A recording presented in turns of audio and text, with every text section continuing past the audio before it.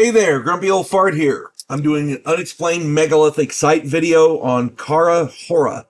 And I hope I'm saying that right. I just found this story recently and it sounds really interesting. So I did a video. I'm going to do a video on it. Before I get into it though, if you enjoy my content, it would really help me out if you would hit the like button, subscribe to my channel, share my content on social media, and post a comment or two. Remember, I welcome your comments, even if you disagree with me. If you enjoy a good book, check out my author page on Amazon. My pen name is H.L. Anderson. You can find the link to the site in the description of this video. You can find all of my books there. I like to think I write good stories that make you think. I wrote a 3-book science fiction Western series called Drifters. I wrote a fun story about a house in New Orleans where the monsters all hang out. It's called The House Off Farrago Road. I wrote a political fantasy called The Righteous President, and I'm working on the third in a series now. The first one is Vanguard 1. The second one is Task Force Terminus. It's a futuristic science fiction space warfare thing. It's a kind of thing. It's a study of humanity from an alien perspective. I hope you get them. I hope you like them.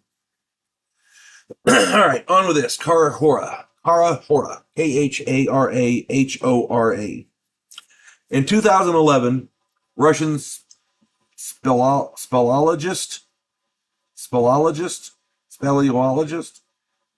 he's a guy who explores caves. His name is Arthur Zhimikov, discovered an astonishing underground site which shatters our understanding of ancient humans' histories.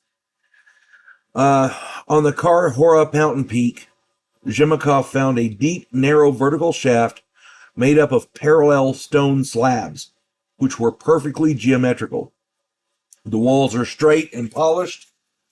130 feet deep, it opened up into a wide underground hall. It is 118 feet tall and constructed of large megalithic blocks fitted together at right angles with minimal gaps. From the entrance to the bottom was around 350 feet.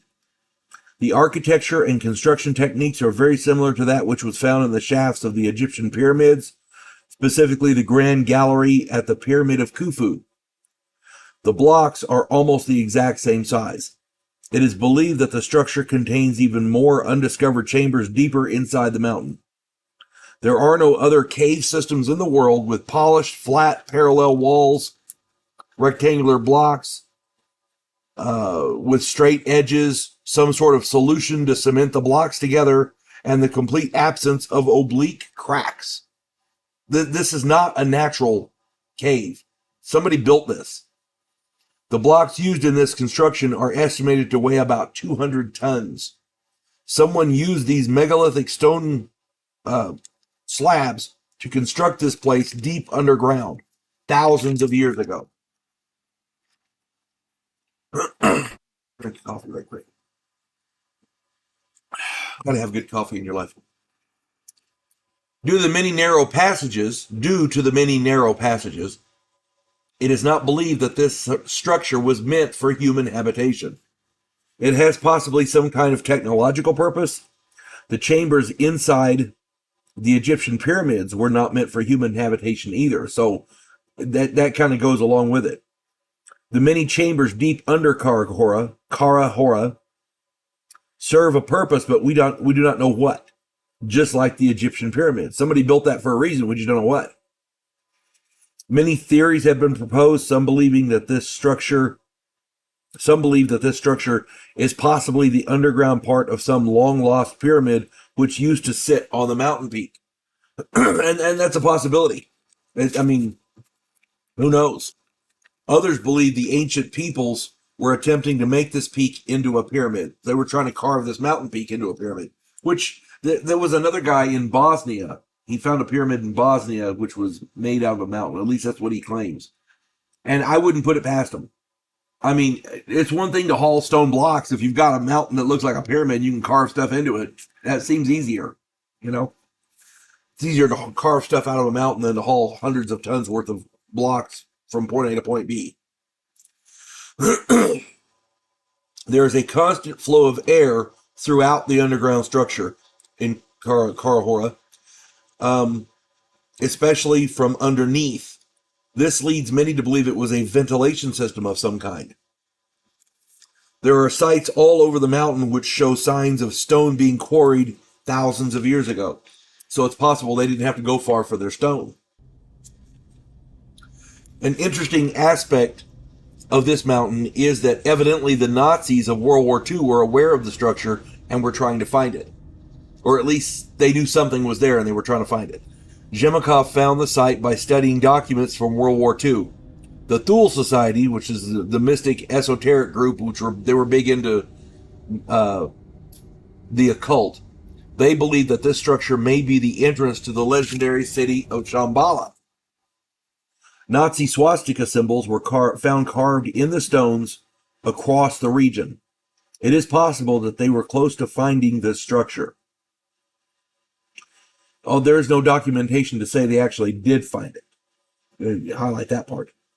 The Thule Society, their researchers had come across the numerous ancient legends of underground cities which have persisted in the region for generations. Being obsessed with the occult, these legends must have had them chomping at the bit to find this place. Another weird aspect of this story is that before any significant research could be undertaken on this structure, Arthur Zhemikov was killed by a hit-and-run driver in 2015. Viktor Chernobrov, another researcher, died of cancer 2 years after visiting the site. 3 other people associated with the site died under mysterious circumstances. Is there a curse on this structure similar to the ones allegedly in the tombs of the pharaohs? Is it possible that there are forces at work trying to keep the structure obfuscated? Maybe some secret society or descendants of the Thule Society even? Maybe some occult group with designs on the structure? Who knows? I would surmise that the odds of all of these deaths occurring in the time frame allotted from such diverse causes might be pretty long indeed. At any rate, many thousands of years ago, someone used 200-ton slabs of stone perfectly quarried and fitted together with a substance to cement them together to build an underground structure with precision and purpose. To say we don't understand who or why or how it was done, given our current level of scientific and technological achievement, is ludicrous. Every time someone finds something that doesn't fit the scientific narrative, they are ridiculed or ostracized or otherwise done away with. Michael Cremo wrote a book titled Forbidden Archaeology. I've got it in there on my bookshelf. Where in this book he theorizes a cover-up of our real history on this planet. And there's mounting evidence to prove that. I tend to agree with his assertion. If you've not read Forbidden Archaeology, you really need to. It is a difficult read. Michael Cremo is not, he's not a fictional author. He's a scientist. The book that he wrote it reads a lot like a scientific journal. It is difficult to get through, but the information in there will have your jaw will drop. The amount of things that they found that don't make sense and they don't fit the official narrative. It's just crazy. If you get a chance, check it out and check out Forbidden Archaeology as well. Do some more research on Khara-Hora. It's a wonderful, wonderful place. It's a great story. If you have differing opinions or comments, please put them down there, and I'm sure we'd love to read them. You folks have a good one. God bless one and all. Clarissa Lowe, a historian from the future. Delmore Kane, a Civil War veteran turned outlaw. This oddball pairing faces a conspiracy of epic proportions spanning the centuries.